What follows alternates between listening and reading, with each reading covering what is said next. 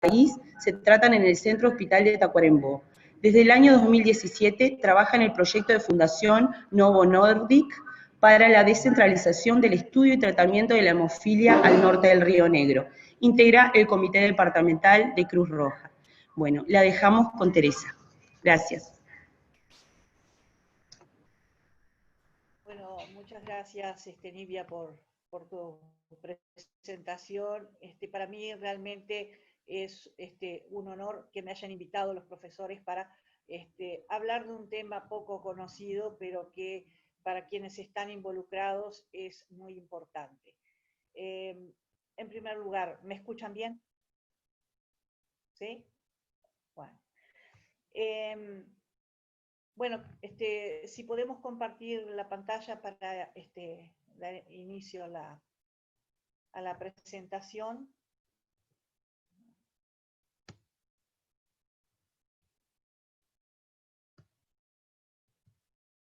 A ver.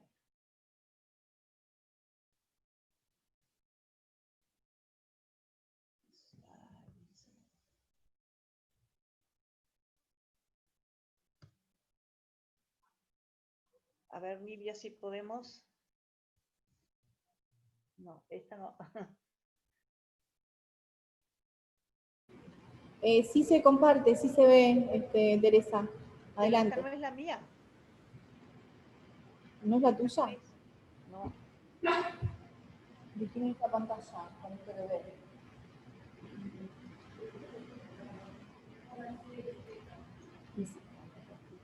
A varios. Tenemos un participante.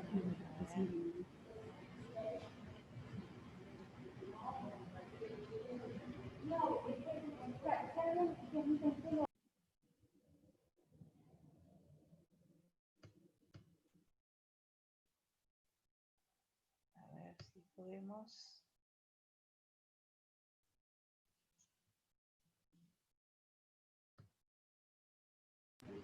Teresa, ¿podés entrar? Ya te pusimos compartir. La verdad que no, ahora no puedo, espera un poquitito. A ver si puedo volver.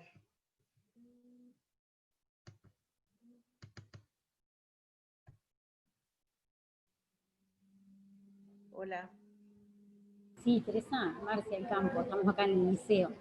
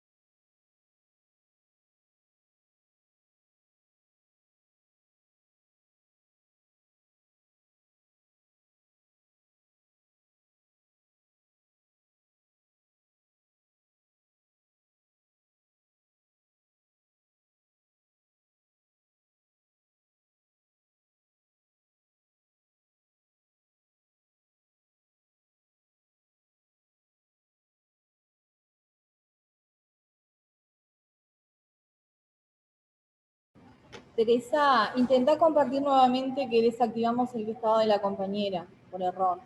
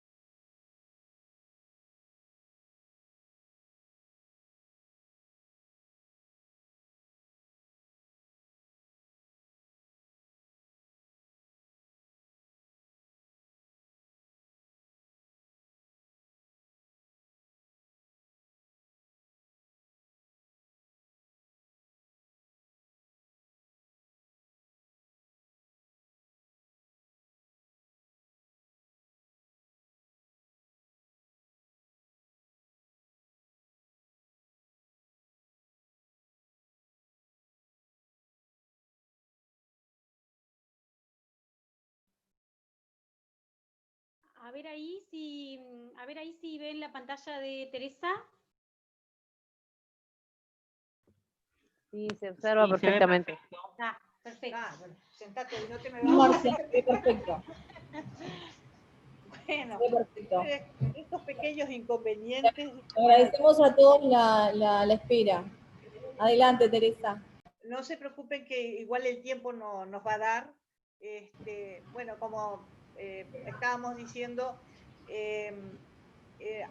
para mí es un gusto de que se pueda tratar este tema, que haya despertado el interés de los profesores de biología,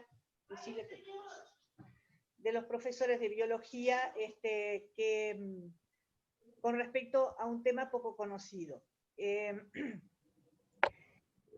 antes que nada, aparte de todo lo que dijeron de que, bueno, de cuáles son las funciones que cumplo, creo que es bueno para entrar un poquito en el tema, ver cuál es la función del médico especialista en hemoterapia, porque en Argentina y en Uruguay están como especialidades separadas de la hematología, pero hay en otros países es todo lo mismo.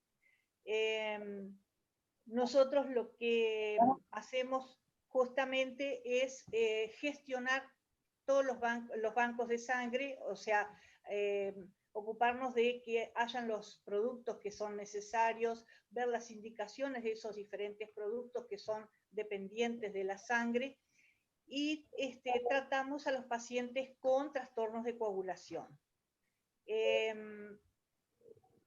A ver, un segundito que van a hacer un ajuste. Ahí está. Y los pacientes que tienen, como les decía, trastornos de coagulación. La hemofilia es uno de estos trastornos de la coagulación que es muy frecuente en nuestra población. Muy frecuente, pero poco conocido.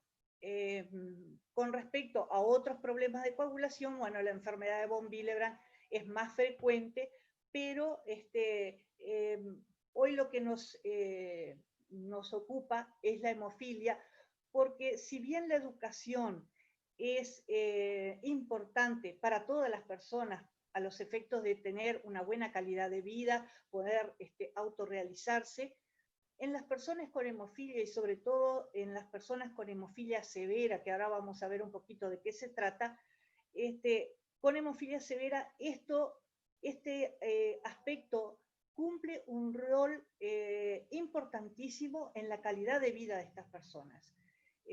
La hemofilia es una enfermedad crónica, o sea que la tienen durante toda su vida, así como la diabetes o la hipertensión, pero en ella fundamentalmente es donde la educación tiene una importancia trascendental. Y bueno, para entrar un poquito en el tema, bueno, esta es una imagen del hospital donde yo trabajo, uno de los lugares donde trabajo. En la esquina abajo, a ver si puedo señalar, acá tenemos nuestro servicio de medicina transfusional. Esa es otra imagen. Y bueno, ya para entrar de lleno en el tema que nos ocupa hoy, la hemofilia es, traté generalmente, hago las presentaciones con algunos puntos nada más, pero ahora traté de poner algunos conceptos para que después, si a alguien le interesa conservar la presentación, bueno, lo puedan tener un poco más de contenido. ¿Qué es la hemofilia? Bueno, la hemofilia es una enfermedad genética y congénita, o sea que está presente al momento del nacimiento, es hereditaria, o sea que se transmite de padres a hijos, está ligado al cromosoma X, por lo que los varones que tienen un par de cromosomas donde tiene un X y un Y, si su X está enfermo, la persona va a sufrir la enfermedad. En el caso de las mujeres, si tienen un X enfermo y un X sano, bueno, van a tener menos factor de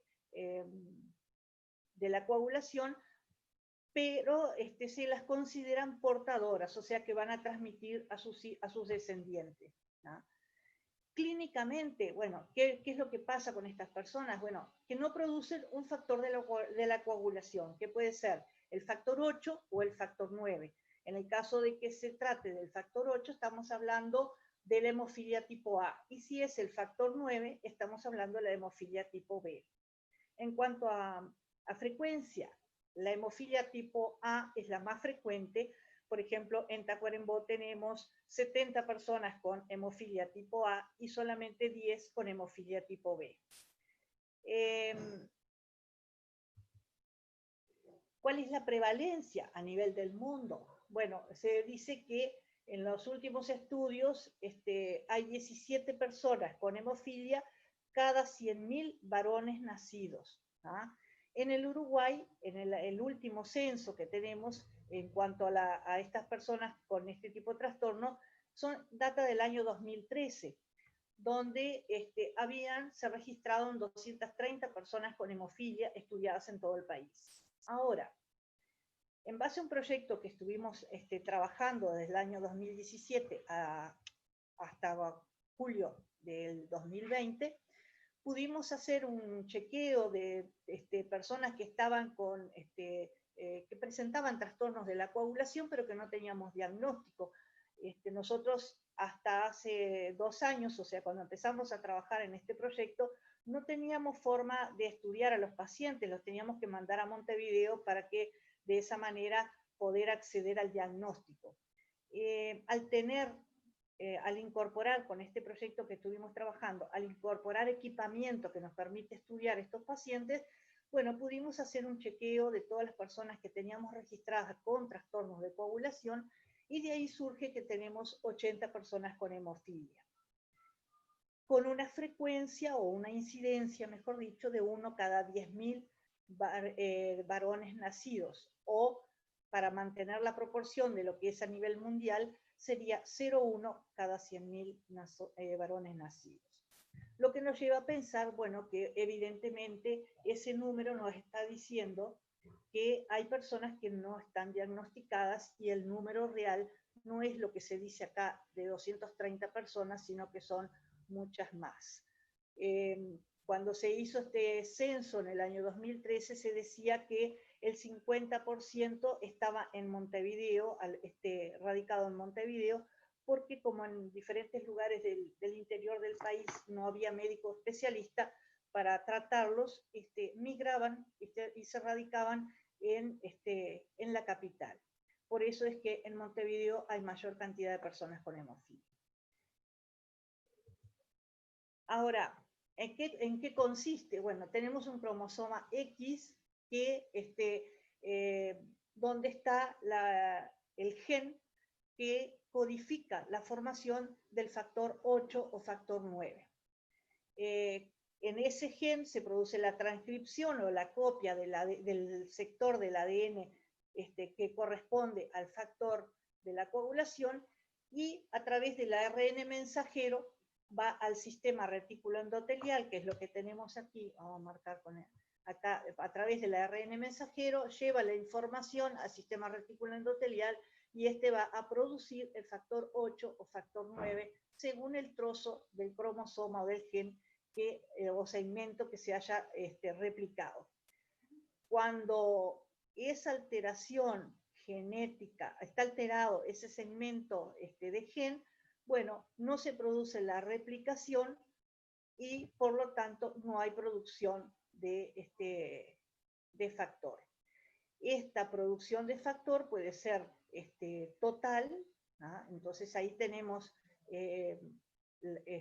una carencia absoluta, o sea, no se replica nada del gen, entonces no tenemos factor presente en la sangre del paciente. O puede haber en menor cantidad, o de alguna manera que no sea efectiva. Entonces a veces tenemos factor, pero no funciona igual. Entonces, de esa manera es que tenemos que el factor 8 o el 9, como ustedes ven acá en este esquema, puede no estar presente, y en ese caso no se va a producir la coagulación. Lo que nosotros estamos viendo en este esquema es lo que se llama la cascada de la coagulación. La cascada de la coagulación, donde el factor 12, que es el factor tisular, que está oculto debajo del endotelio de los vasos, ese factor es el que inicia la cascada de la coagulación. Pero como está cubierto por un endotelio sano, esa cascada no se produce, por lo tanto nosotros tenemos todos los factores circulando en nuestra sangre, pero no hay coagulación. Hasta que se produce una lesión en un vaso, y ese endotelio deja al descubierto el factor tisular. Sí. No tenés como conectarte por cable, porque se corta, me dice. ¿Que se corta? El Wi-Fi, ¿no tenés como conectarte por cable? No. No importa, no. Tranquilo. Bueno, como les decía, cuando ese segmento del endotelio queda al descubierto por una lesión, un corte del vaso, la cascada de la coagulación se inicia, y acá ustedes lo que pueden ver es que el factor 12, que está debajo del endotelio, activa al 11, ¿tá? El 11 que está inactivo lo activa, va a activar al 9, ¿tá? Y después el 9 junto con el calcio va a activar el 8, y así van a activar el 10, y sigue la cascada, ¿tá? Donde los factores terminan con la activación del fibrinógeno, que lo transforman en fibrina, y de esa manera se forma una malla estable. Esto es un esquema simplemente para entender cómo se produce el proceso de la coagulación, pero en realidad es mucho más complejo que eso, porque ahora se habla de un modelo celular donde tanto las plaquetas como los glóbulos rojos y los monocitos intervienen en este proceso, ¿tá? Liberando, activándose, por ejemplo, las plaquetas y liberando factor que tiene acumulado en gránulos en su citoplasma.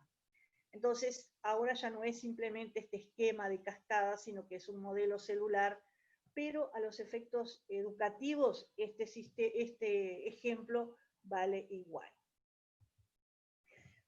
Bueno, siguiendo entonces con el tema de qué es la hemofilia. Bueno, al carecer de ese factor necesario para coagular, estas personas, ya sean niños, adolescentes y adultos, sangran ante traumatismos mínimos o en forma espontánea. Esos sangrados se pueden ver a nivel de músculos y articulaciones, sobre todo las grandes articulaciones, como rodillas, codos, tobillos, ¿no? Y todo lo que sea actividad que requiera un esfuerzo físico importante son de más riesgo para los sangrados. Teniendo en cuenta los componentes de la sangre, yo creo que es importante que tengamos en cuenta la sangre, cuál es su composición.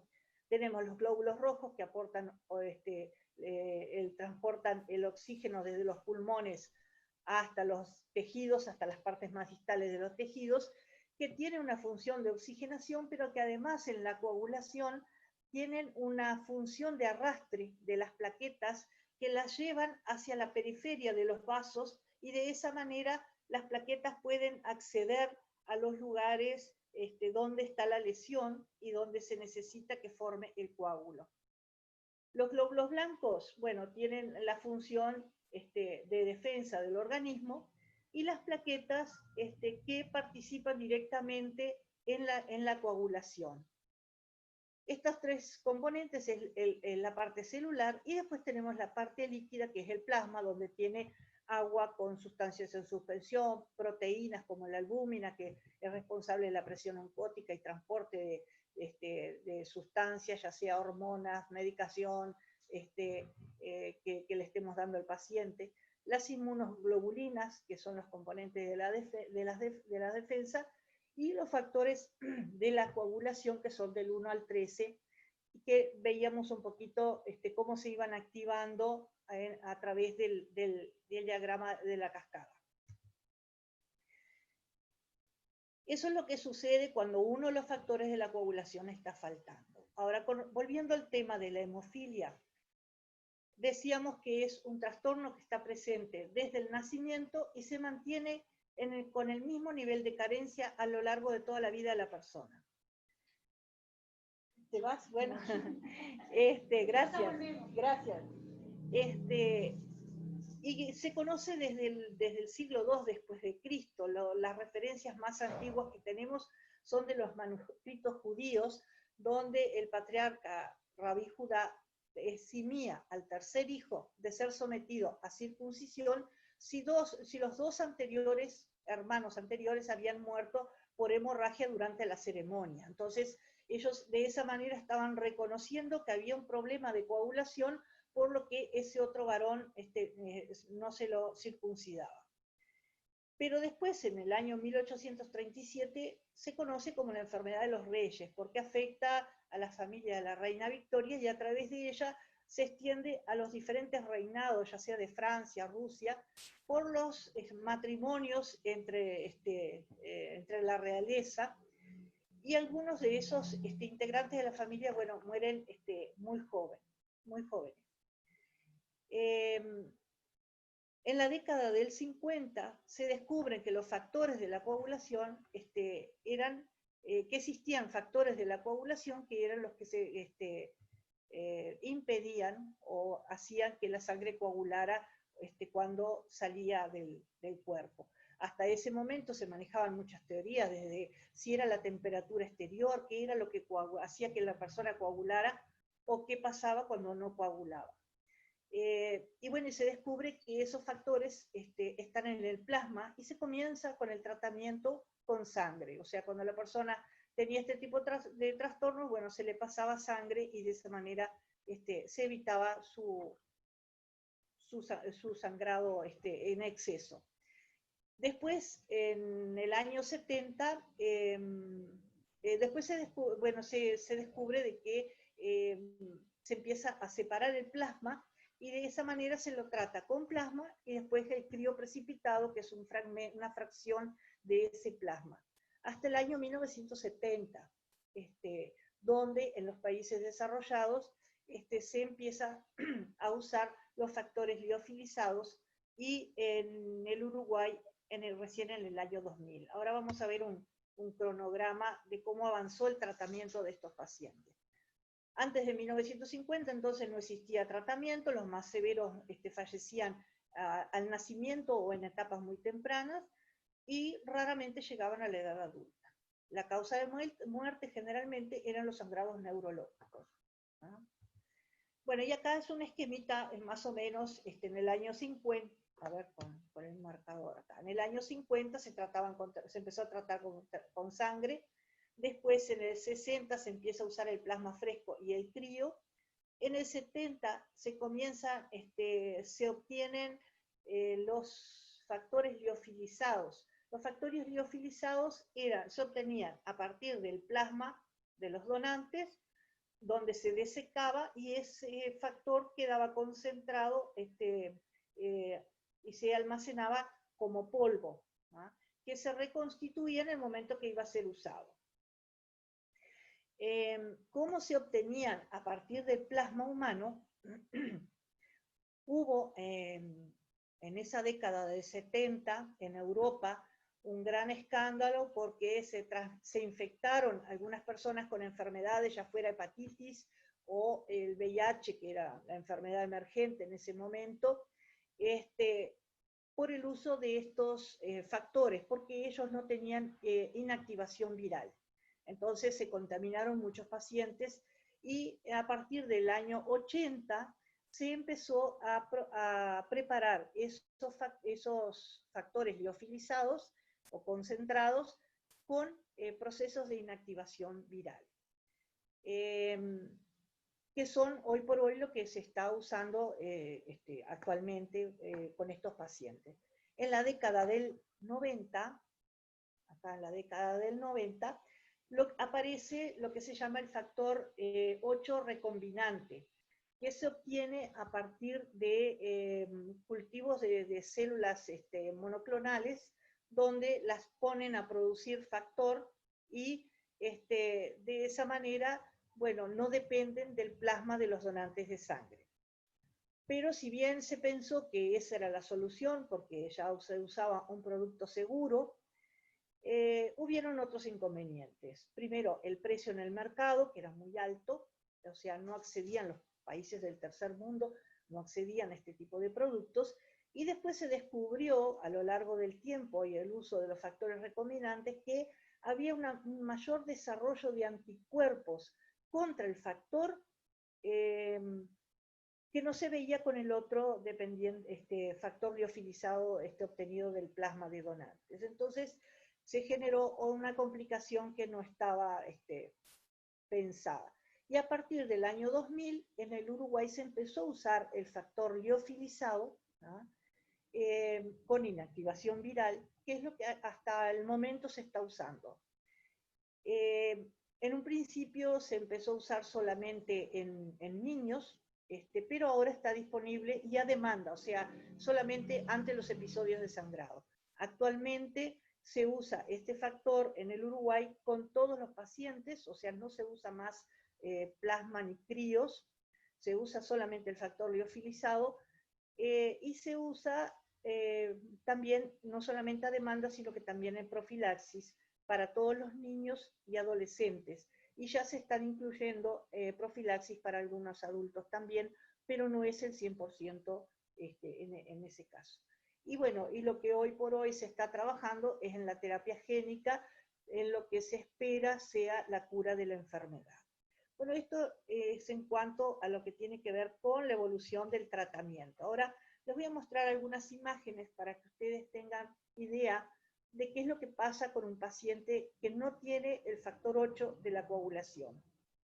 Acá ustedes ven una rodilla sana, que está bien, y esta otra que está hinchada, deformada, porque está llena de sangre en su interior.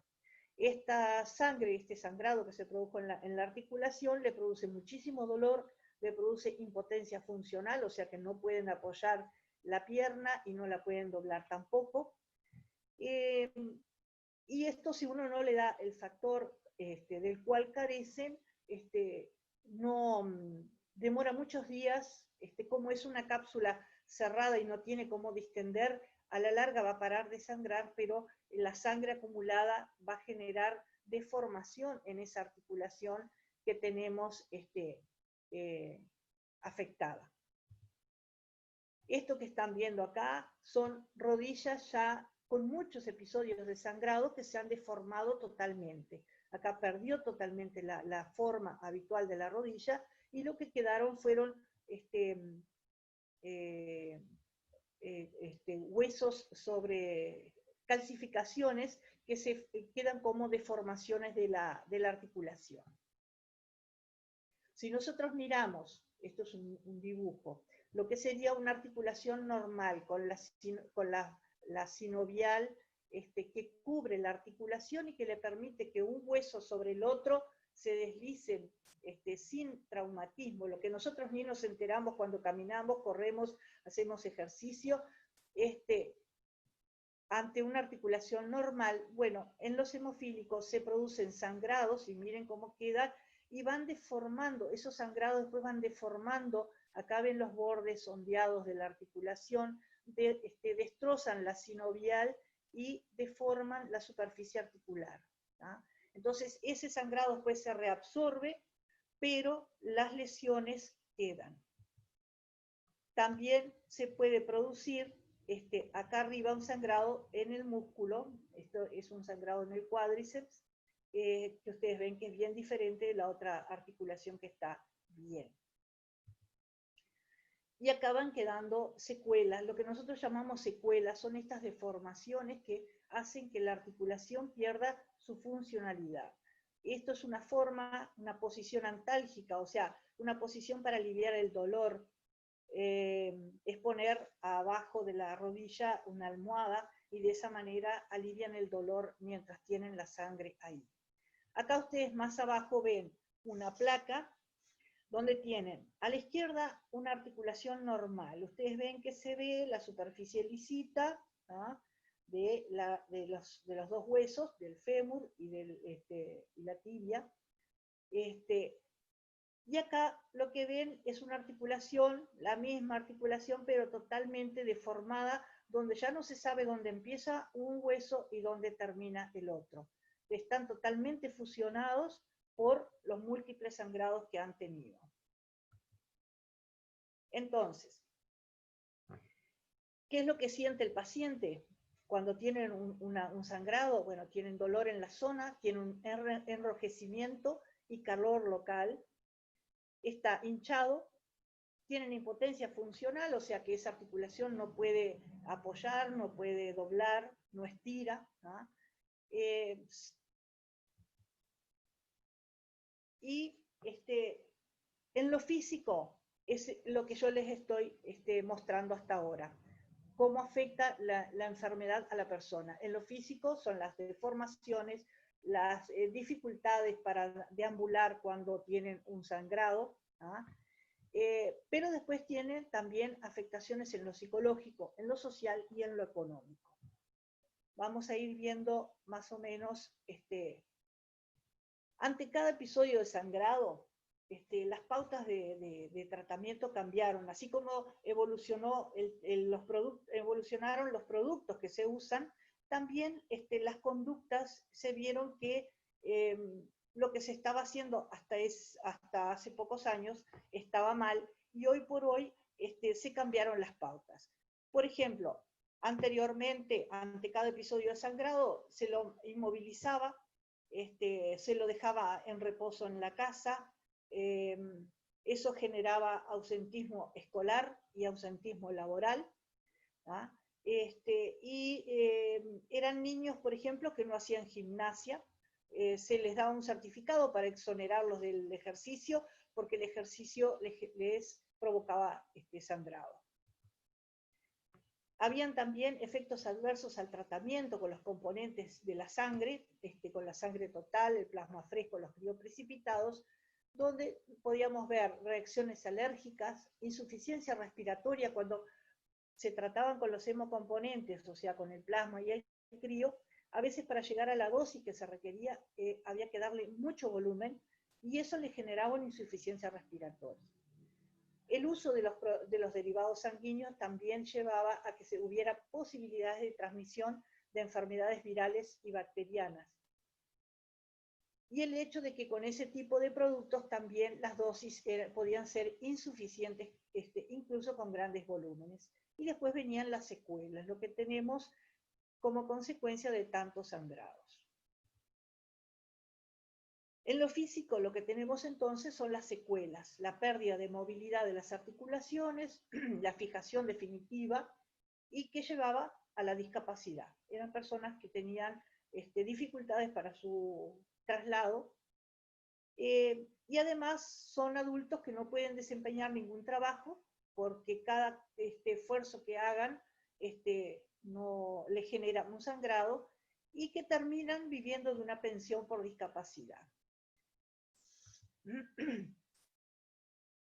En este sentido, a raíz del proyecto en el que nosotros trabajamos 2 años, una de las participantes se interesó en saber, porque se veía que de hacer un estudio, mejor dicho, a ver si la hemofilia tenía relación con su condición socioeconómica, porque si era la causante, ¿ah?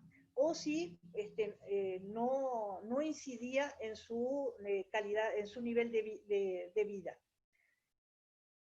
Y lo que se pudo ver a raíz de ese trabajo fue de que las personas que tenían carencia más severa, o aquellas que tenían menos del 1% del factor, que eran los hemofílicos severos, aquellos que están continuamente consultando por un sangrado, semana tras semana van una vez por un sangrado de boca, otra por sangrado de nariz, o sangrado por la orina, o sea, siempre por diferentes motivos, o un sangrado por articulaciones. Bueno, esos severos, del estudio resulta que sí, de esa investigación que realiza, que sí fue un condicionante la enfermedad para su nivel de vida.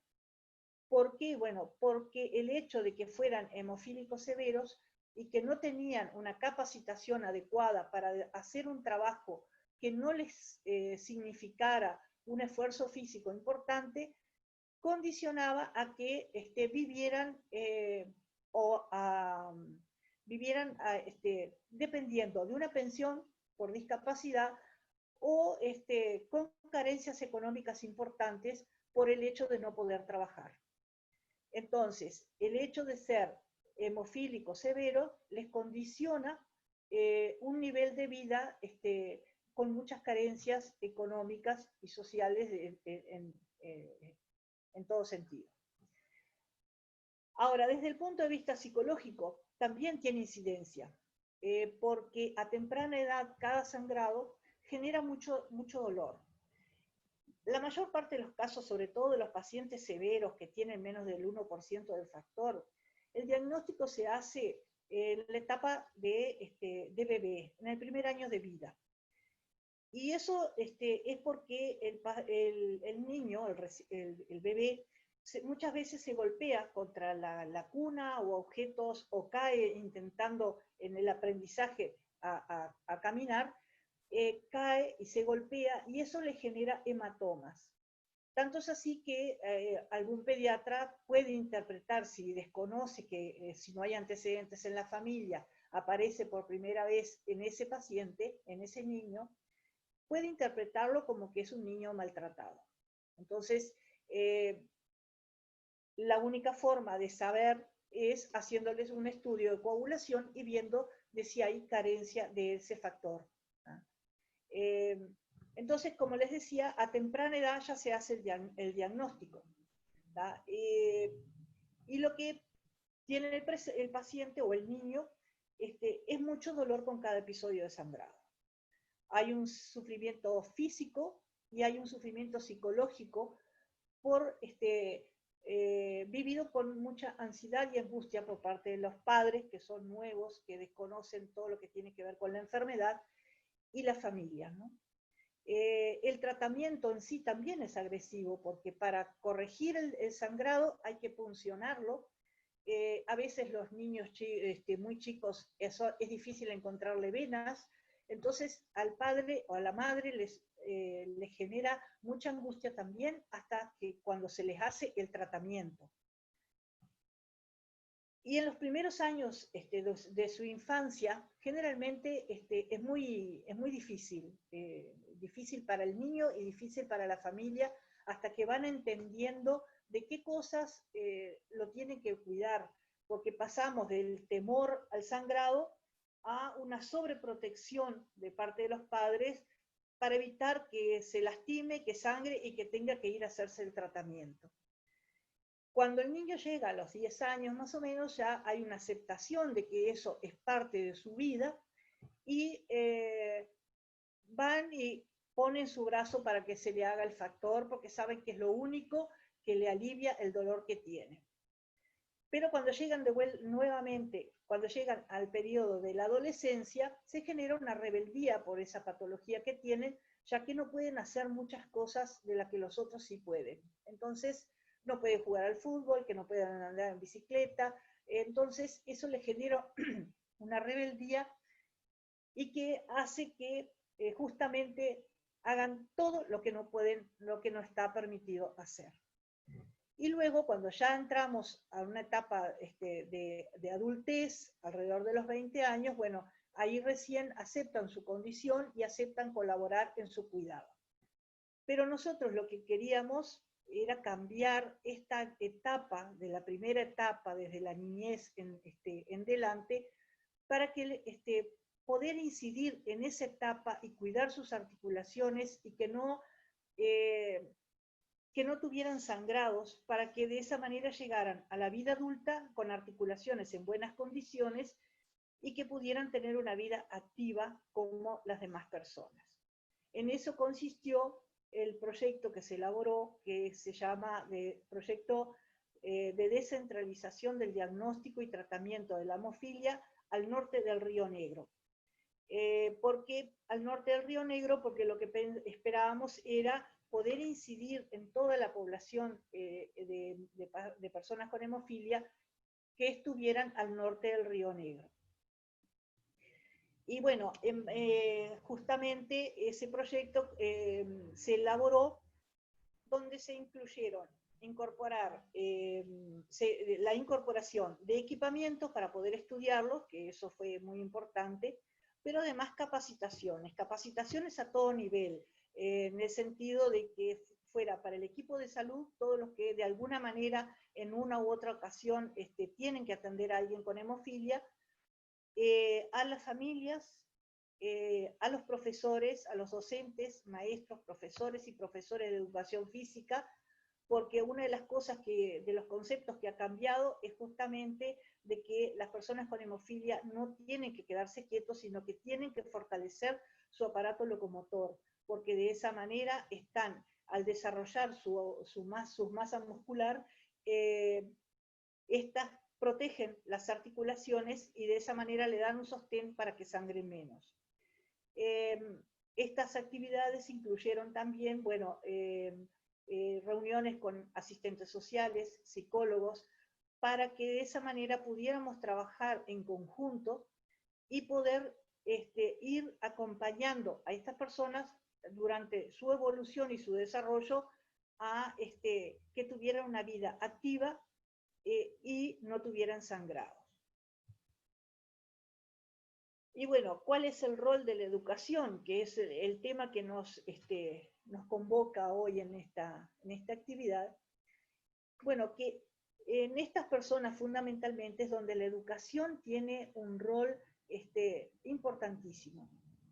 ¿Por qué? Porque en estas instancias donde educar cumple ese rol fundamental, tanto desde el inicio, brindando información a los padres de cómo colaborar y cuidar al niño, mientras éste no puede hacerlo por sí mismo, disminuir la carga de angustia e impotencia ante cada episodio de sangrado que tiene, que tiene el niño y que lo sufren los padres también.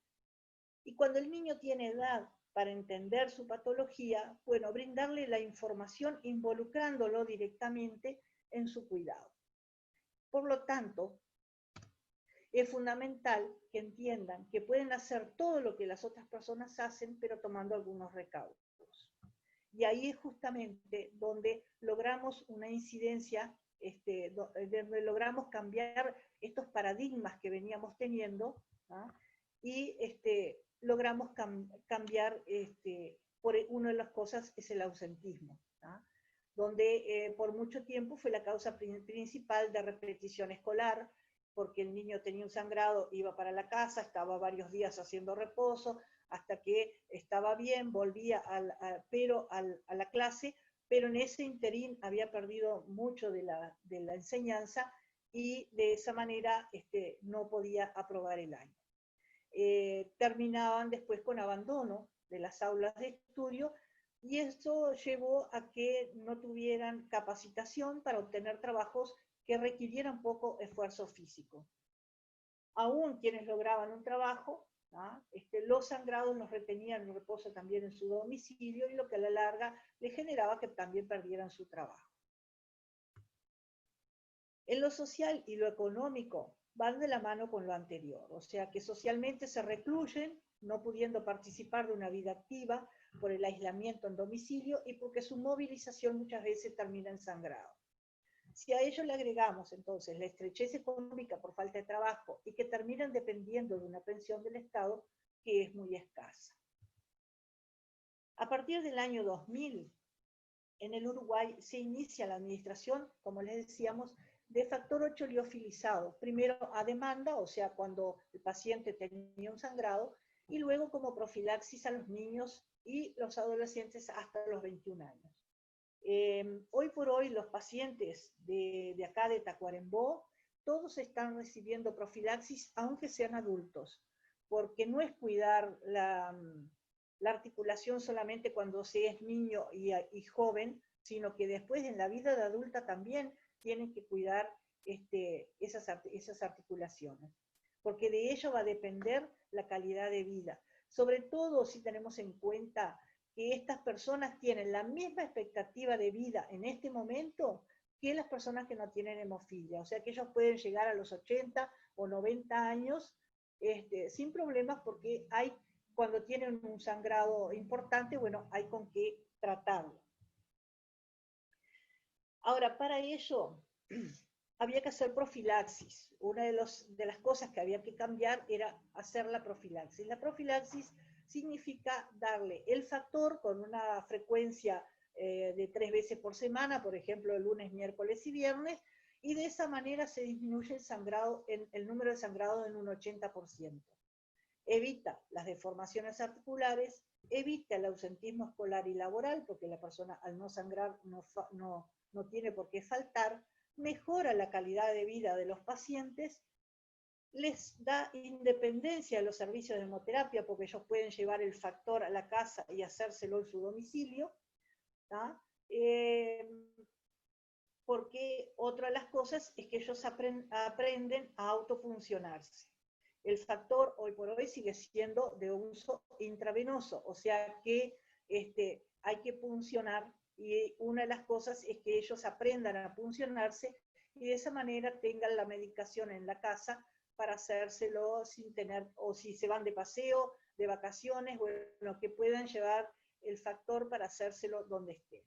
Y de esa manera, bueno, que puedan concretar metas y autorrealizarse, y que permite además que la actividad física mejore su estructura musculoesquelético, que es algo que ahora se está incentivando para que ellos hagan ejercicio, que hagan natación, y de esa manera fortalezcan su aparato muscular. Ahora, ¿qué le proporciona la educación? Permite una formación básica y equidad respecto a sus pares, en el sentido de que pueden competir, culminar sus estudios, ingresar a hacer trabajos administrativos o que signifiquen el uso del intelecto, con mejores condiciones laborales y, por supuesto, una mejor remuneración. Entonces, en ese sentido, tenemos equidad en lo laboral y en lo socioeconómico, y mejora además la autoestima de estos pacientes. De esa manera, se elimina el círculo vicioso que era hemofilia, discapacidad, pobreza, disminución de la calidad de vida, y pasamos a hemofilia con profilaxis, a desarrollo físico, desarrollo intelectual, trabajo óptimo, remuneración adecuada, nivel socioeconómico adecuado con expectativa de vida similar a las personas sanas. ¿Cómo lo logramos? Bueno, la primera cosa era lograr hacer la profilaxis con este factor que decíamos que había disponible, pero varias veces se intentó hacer la profilaxis en los jóvenes, y ellos iban un día, iban 2, y después ya no volvían, ¿no? No se comprometían con esa profilaxis. Porque no nos olvidemos que la profilaxis significa punción. Entonces, si ellos pensaban que si no tenían un sangrado, no tenían dolor, ir a hacerse el factor como que no era de las cosas que les motivaran. Ahora, ¿de qué manera nosotros, en base a este proyecto que trabajamos en estos 2 años, logramos que ellos se adhirieran a la profilaxis? Bueno, les hicimos una propuesta de 6 meses de profilaxis, sin que no faltara, bueno, le íbamos a regalar alguna cosa que ellos desearan mucho. No olvidemos que son niños de nivel socioeconómico muy bajo. Y bueno, con este incentivo probamos 6 meses de profilaxis y no faltó ninguno a los 6 meses de profilaxis. En ese tiempo tuvieron oportunidad de ver la diferencia que significaba para ellos poder jugar al fútbol, andar en bicicleta, hacer actividades de todo tipo sin sangrados. Entonces vieron que la punción era el menor de los problemas, porque en definitiva era poca cosa y el beneficio era muy grande. Y bueno, se cumplieron los 6 meses de trabajo con ellos de profilaxis, se les dio el premio que se les había prometido, y después ya no había más premio, pero ellos siguieron haciéndose la profilaxis porque pudieron comprobar de que su calidad de vida cambiaba, y bastante. Para eso tuvimos que hacer algunos cambios también en lo que era el trabajo dentro del servicio de hemoterapia con ellos, en base a que tuvieran actividades recreativas, que el hospital no fuera, o el servicio de hemoterapia no fuera un lugar donde iban a que los puncionaran, o que visto como un lugar de martirio, sino que fuera un lugar donde ellos pudieran disfrutar. Y para eso implementamos actividades, uno de los días a la semana, actividades recreativas con ellos, donde el equipo de salud y los educadores en hemofilia participaban de juegos recreativos, pero al mismo tiempo les enseñaban cómo cuidarse. Eso creó un vínculo diferente entre el servicio y los pacientes que hasta ahora se mantiene. Fue algo muy bueno porque nosotros también aprendimos a ver cómo la enfermedad afectaba su parte psicológica y pudimos ir revirtiendo esas cosas en base a un vínculo más estrecho con ellos. No solamente el tratamiento y se iban, sino interiorizarse en la vida de cada uno, participar de la vida familiar incluso de ellos, y que ellos sintieran que el servicio de hemoterapia no era solamente un lugar donde se le daba el factor y se solucionaba el tema de la hemofilia, sino que era un lugar donde ellos podían contar y estar contenidos cuando tenían problemas. Y bueno, en ese sentido fue un cambio muy importante. Pero aparte de eso, bueno, se los incentivó a hacer ejercicio, se logró que se los becara en el polideportivo, que ellos no tuvieran de esa manera, que pudieran hacer ejercicio, usar la piscina y todos los aparatos de gimnasia que había, pero sin tener que pagar. Bueno, eso también los involucró con otras personas, les dio trato con que lo que hablábamos era que estaban muy recluidos, muy encerrados en su casa. Bueno, les permitió socializar más y en ese sentido también se mejoró bastante. Y bueno, al no tener sangrados, el ausentismo se evitó. Los que retomaron los estudios, algunos que habían abandonado, o sea que su autoestima al mejorar, mejoró también su posición ante la vida, y bueno, el trabajo de equipo con los integrantes de los centros de salud y los docentes y profesores de educación física fue muy, pero muy bueno. La educación al paciente y a la familia respecto al manejo de la enfermedad también se hizo una actividad donde vinieron padres y pacientes de todo el país, que ahora les voy a mostrar algunas fotos, donde, bueno, cada uno exponía cuáles eran las dificultades que tenían. El cuidado de la salud bucal también es muy importante porque hasta hace unos años las personas con hemofilia tenían su boca en muy malas condiciones porque ningún odontólogo se animaba a trabajar por el miedo al sangrado. Ahora le perdieron el miedo, saben que a estos pacientes se le hace el factor antes de los tratamientos bucales y pueden trabajar como si fuera una persona sana. Y bueno, el trabajo de educación es un trabajo a largo plazo, que comienza con el médico, que es el primer eslabón de esa cadena que trata a la familia, continúa con los psicólogos y luego maestros y profesoras hasta la vida adulta. A través del contacto permanente con el equipo de salud, se les va poniendo al tanto de cuáles son los avances científicos en la hemofilia y de esa manera pueden ir participando de la evolución de su tratamiento y expectativas de su enfermedad. Entonces, ¿cuál es el resultado de todo esto? Bueno, que el gran factor para cambiar los paradigmas en la hemofilia es la educación. Y con educación logramos un cuerpo físico en buenas condiciones, una formación curricular competitiva a nivel laboral, una autorrealización personal y mejora del nivel socioeconómico. Bueno, este es el proyecto que estuvimos trabajando, donde se incorporó equipamiento, como les decía, y se hicieron una serie de actividades que involucró todos los aspectos, o sea, equipo de salud, docentes, familias, pacientes y familias, psicólogos y asistentes sociales, ginecólogos, por otro lado, y odontólogos.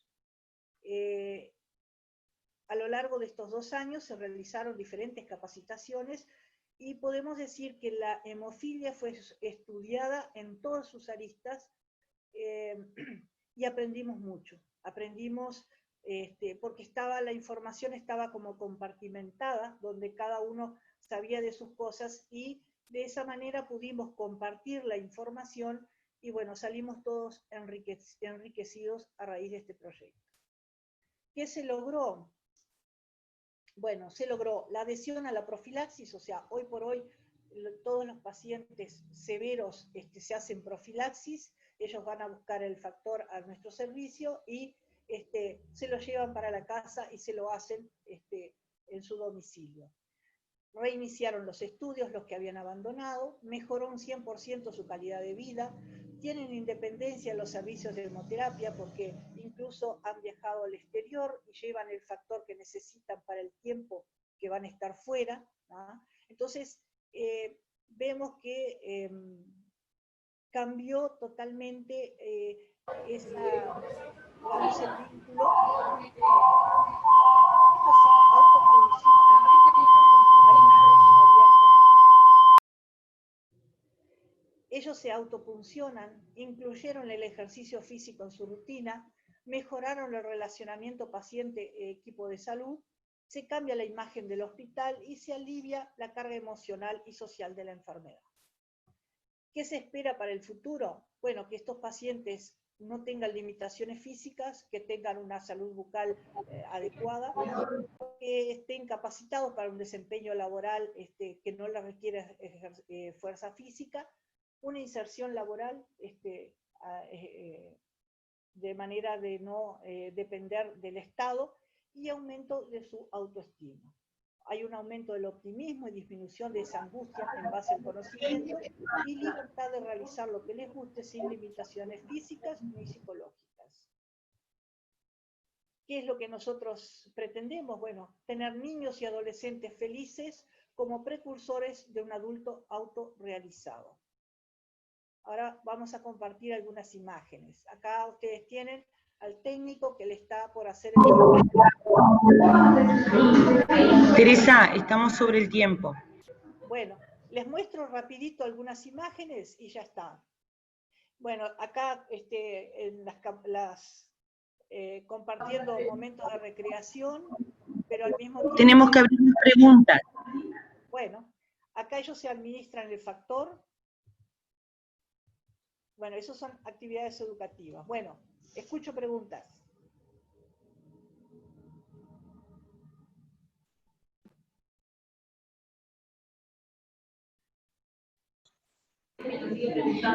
Si querés, Teresa, podés pasar las imágenes mientras nosotros te vamos haciendo las preguntas. Esto es un taller con los padres y pacientes de todo el país que se hizo acá en Tacuarembó. Esta es imagen de algunas de las actividades con el equipo de salud. Primera pregunta. Sí. Alicia, ¿cuál es, perdón, Teresa, Alicia Dutra pregunta, ¿cuál es el porcentaje aproximado de hemofilia en la población uruguaya? Creo que ya lo contestaste. Es 0,1 cada 100.000 varones nacidos. Para mantener digamos, la escala a nivel mundial, que son 17 cada 100.000 varones nacidos. Bárbaro. Alicia también pregunta, ¿las mujeres heterocigotas producen poca cantidad de factores de coagulación? ¿Supone bien ella esa afirmación? Sí, al tener un cromosoma enfermo, ese cromosoma afectado no produce o produce menos, pero como tienen el otro cromosoma que es sano, compensa, o sea, ese produce, por lo tanto, la mujer portadora tiene un nivel disminuido, pero no sufre la enfermedad porque lo que tiene es alrededor del 40 o 50% del factor, le da para la vida diaria y para no tener los síntomas como los tiene el varón. Bien. Espero que esté contestada. Gisela pregunta, ¿con las nuevas técnicas de tratamiento se siguen, necesitando donantes o las nuevas tecnologías, suplen al donante? Bueno, el factor que nosotros usamos se sigue obteniendo del plasma del donante, o sea que el donante hoy por hoy no está sustituido todavía. O sea, a partir del plasma del donante se produce el factor 8 liofilizado que nosotros estamos utilizando hoy por hoy. Pero el factor recombinante, que era el que no dependía del plasma humano, ese no está en el mercado en el Uruguay hoy por hoy, o sea, está, pero se usa en muy poca cantidad, y menos ahora que ha surgido de que aparentemente sería el causante de desarrollo de anticuerpos contra el factor 8 que estamos administrando. Entonces, lo que tenemos disponible es el factor 8 liofilizado, que sí depende del plasma humano. Todavía seguimos dependiendo de los donantes para poder producir este factor. Bien. Alicia pregunta, ¿qué opinas tú sobre incluir estos datos en genética en primero bachillerato? Bueno, me parece muy bueno, porque así se va conociendo un poco más de hemofilia y tenemos un porcentaje importante de la población, como decíamos, que padece la enfermedad. Entonces me parece muy importante que cuando se hable de genética, bueno, se hable de los trastornos de la coagulación que se transmiten en forma hereditaria. Bien. ¿Esta metodología profiláctica se usa en otras partes del mundo? Sí, se usan en todo el mundo donde hay recursos económicos para poder comprar el factor. Ese factor es muy caro, tiene un alto costo, y el Uruguay hace un esfuerzo tremendo para que todos sus pacientes reciban este factor 8 y no reciban el plasma que no tiene, o sea, que no tiene inactivación vital. Vamos a aclarar. El factor 8 liofilizado se obtiene a partir del plasma, pero es diferente usar plasma que usar factor 8 liofilizado. ¿Por qué? Porque el plasma, para llegar a una dosis, hablábamos que se requiere mucha cantidad para lograr una dosis efectiva. Mientras que con el factor liofilizado nosotros sabemos cuánto le estamos dando con unos 10 litros del factor disuelto. Y por otro lado, el factor 8 liofilizado tiene un proceso de inactivación viral, no tiene el plasma. Bien, Teresa. Tengo otra pregunta. No sé si quedó contestada esa. De repente podría agregarle en el sentido de que hay países que son muy pobres, como en la India, no tienen acceso al factor 8, y hay una población muy importante de personas con hemofilia. Hay países de América del Sur que tampoco cuentan con el factor para hacerle el tratamiento a los pacientes. Entonces, nosotros podemos decir que somos privilegiados en el sentido de que toda nuestra población de hemofílicos tiene la medicación para su tratamiento. Y más aún para la profilaxis, que es más caro todavía.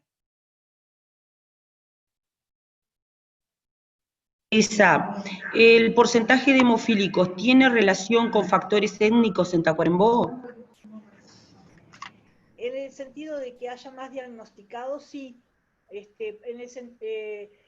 Tenemos más población con diagnóstico porque contamos con equipamiento como para estudiarlos.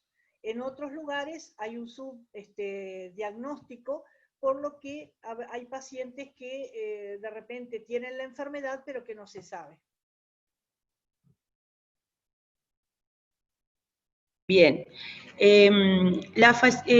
¿Facilitan el trabajo realizado, un ejemplo en salud social, física y emocional?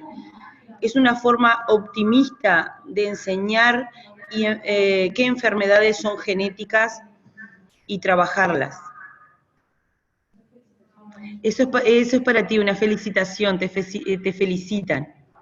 Bueno, muy bien, por tu trabajo gracias. realizado, por tu ejemplo, Bueno, la última pregunta que tengo por acá dice, ¿el factor 9 también está vinculado, o está incluido, perdón, Claudia? A lo mejor Claudia puede aclarar un poquito la pregunta. A ver, no, yo creo que entiendo lo que quiere saber, lo que quiere decir. En todo este tiempo, si yo bien les dije que habían dos tipos de hemofilia, la hemofilia A y la hemofilia B, o hemofilia por déficit de factor 8 o por déficit de factor 9, me referí más que nada durante toda la exposición a la hemofilia A o por déficit de factor 8. La hemofilia B, como es menos frecuente y es menos grave en el sentido de que no da mucha sintomatología. Puede dar sangrados articulares, igual que el factor 8, el déficit de 8, pero no da tanta sintomatología y generalmente hay que tenerla en cuenta, sobre todo para algún tratamiento odontológico, alguna cirugía, o si es una portadora, por ejemplo, en el momento del parto, de tener en cuenta por algún sangrado excesivo que pudiera tener.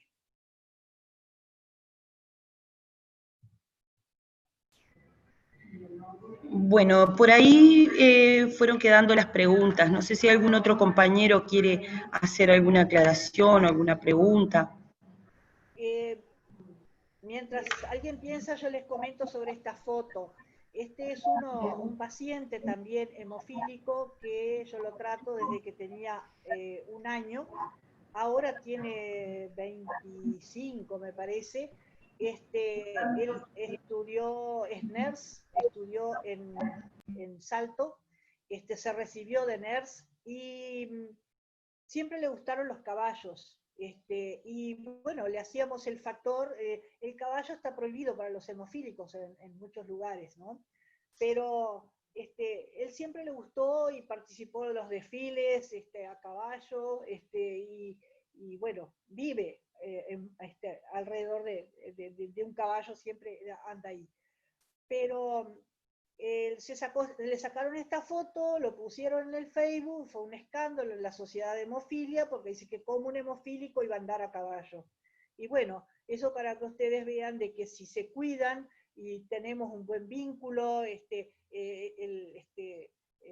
hace caso de lo que el médico tratante le recomienda, bueno, pueden hacer una vida totalmente libre, bueno, como si no tuviera la carencia que tiene.